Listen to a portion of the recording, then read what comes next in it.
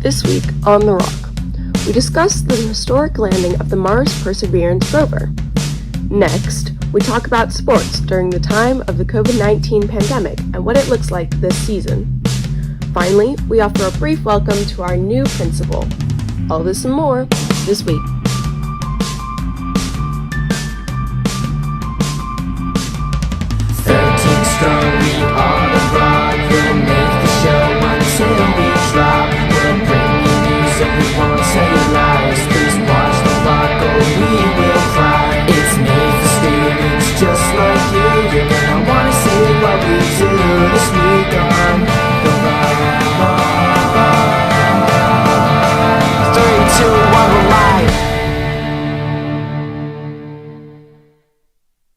Welcome back to The Rock AHS. I'm Joni Mayam. And I'm Cooper Nichols. We have a fantastic show lined up for you today. Did you see that Mars rover landing 2 weeks ago? It was so cool. Yeah, I did. Lauren and I actually made a segment. Let's take a look. NASA made history on February 18th by landing Perseverance, their fifth and most advanced rover to date, on Mars. Before we get into the details, we're quickly going to go through the history of NASA's rovers. The first ever rover to reach Mars was Sojourner. It landed using parachutes and airbags on July 4th, 1997, as part of the Mars Pathfinder mission. In 2003, NASA landed 2 rovers on Mars as part of the Mars Exploration Rover mission. These rovers were Spirit and Opportunity, or OPI, which landed about a month apart, also using parachutes or airbags. The fourth rover, Curiosity, landed on August 6th, 2012. Curiosity pioneered the parachute and sky crane system that we will cover in more depth later on. Many might know that Curiosity sang Happy Birthday on Mars to celebrate its 1-year anniversary in 2013. This brings us back to Perseverance. Perseverance launched on July 30th of 2020 in an Atlas V rocket. It then traveled through space at over 24,000 miles per hour for 6.5 months and more than 300 million miles before reaching the Martian planet. Once there, the craft began what NASA calls the 7 minutes of terror. The heat shield plowed its way through the atmosphere, reaching temperatures of over 2,300 Fahrenheit, almost twice as hot as the flame on your standard butane blowtorch. The drag of the atmosphere slows Perseverance to just over Mach 1, or the speed of sound, before the parachute is released and the heat shield is separated. The parachute for Perseverance has the phrase "Dare Mighty Things" encoded in binary in the orange material. At around 2.5 kilometers above the ground and 80 meters per second, the back shell and parachute separate from Perseverance, and it continues to descend on the sky crane system mentioned earlier. The sky crane, a jetpack of sorts for the rover, decelerates to a constant velocity of 3 meters per second, and at 20 meters above the surface, the sky crane lowers the rover down to the ground on cables. It then flies away using all of its fuel and crashes into the ground as far from the rover as possible. There are a million things that can go wrong, and just one way that they can go right. However, in spite of the odds, Perseverance landed successfully and is fully operational. You might say it persevered through all the odds.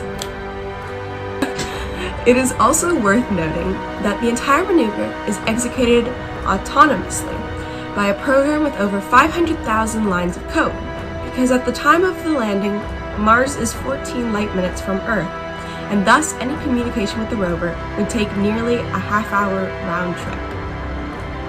Perseverance weighs in at 2,260 pounds and carries 7 major scientific instruments and is powered by a nuclear reactor.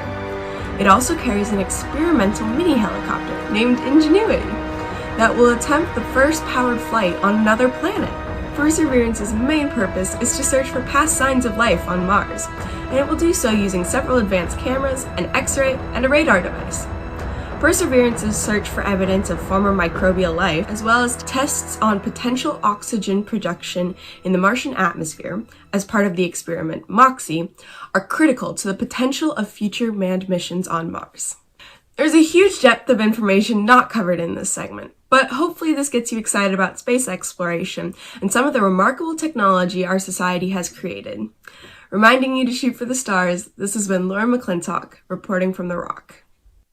It's incredible that we're able to explore new planets like that. Absolutely.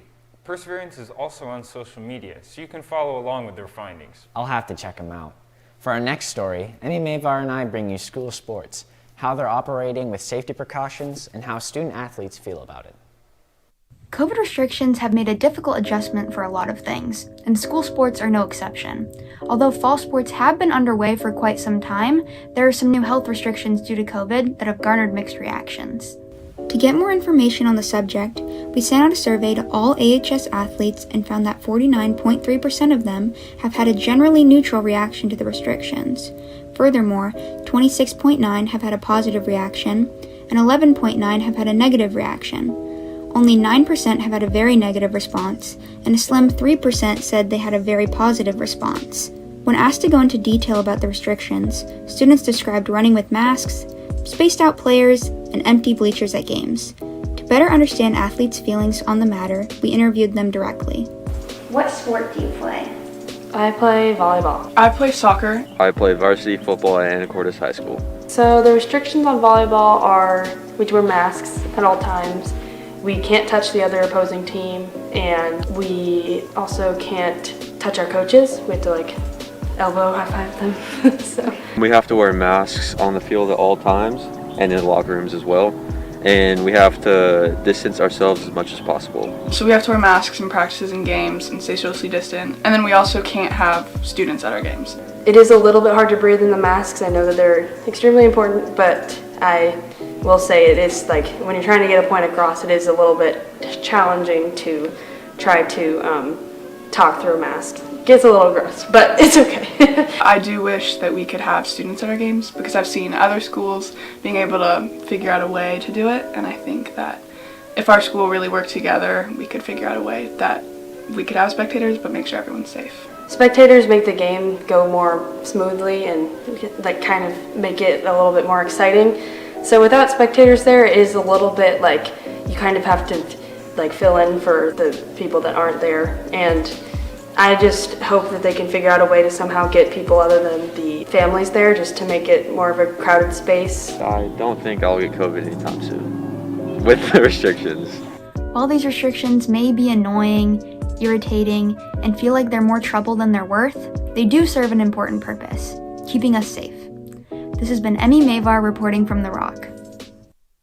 Good luck to all the fall sports teams as they finish out their seasons this month. Be sure to tune in tonight at 7 p.m. to watch our football team play against Nooksack Valley High School. Before we finish, we want to give a big congratulations to Mr. Daniel Williams, the new AHS principal starting next school year.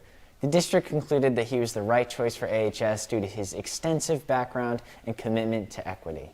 You all should have received an email from Dr. Irish that covers the decision in a bit more detail. Well, that wraps up our show for today. Thanks for tuning in.